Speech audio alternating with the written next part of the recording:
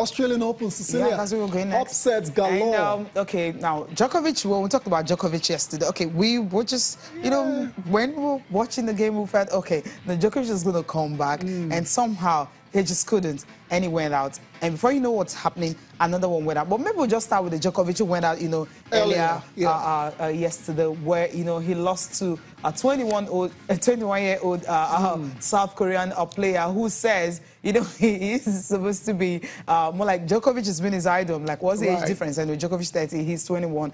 9 years is a huge gap. That's a lot. Djokovic turns professional first. He's won 12 Grand Slams. And you're facing this guy who has won on this court, this particular done on the, how many times? Cecilia, 6 times. That's that elbow again. I talked about that kind of the band he had there, compressor, more like it to keep it together. But it's like that injury is still there. But he's not looking at that.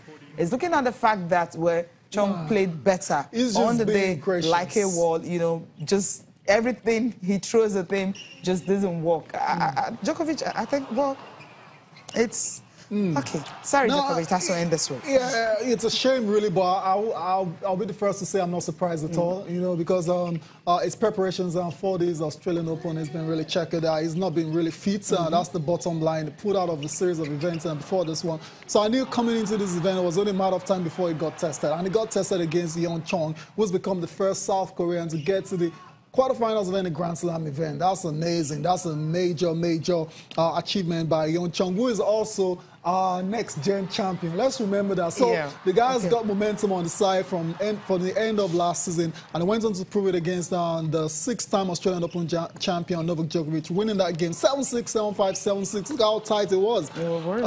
2 tie breaks in there, and the other one 7-5. Look at him. Look at him filling the crowd like, can I hear my name? What's going on?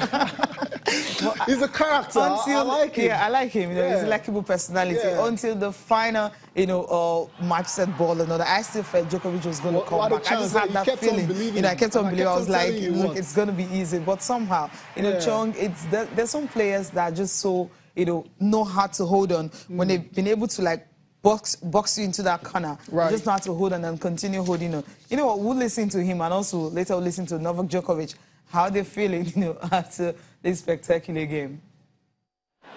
I don't know.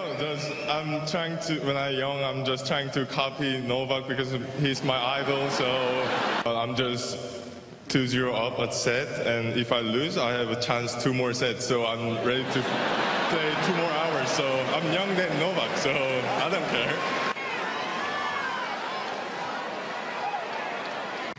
Congratulations to Chung and his team. Amazing, amazing performance. He was a better player on the court tonight, and he deserved to win, no question about it. I mean, whenever he was in trouble, he came up with some unbelievable shots, passing shots, and you know, just from back of the court, he was like a wall, you know, and it's impressive. I mean, I wish him all the best. Now I don't know. I have to reassess everything with my team, medical team, you know, coaches and everybody, and you know, scan it, you know, see what's the situation like. I mean, the last couple of weeks, you know, I played a lot of tennis, so let's see what's happening inside. I don't want to talk about my injury tonight because then I'm taking away Chung's victory and the credit that he deserves.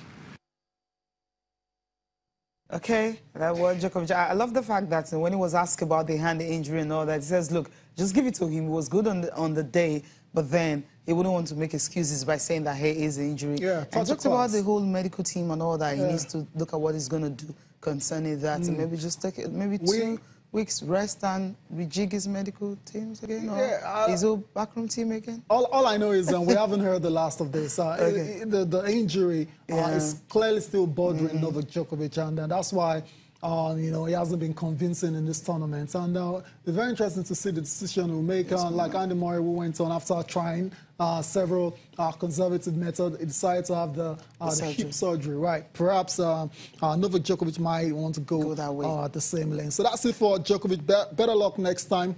Hopefully, get another chance to win a 7th Australian Open next year in Melbourne. Let's also talk about another upset that just happened before we came into the studio.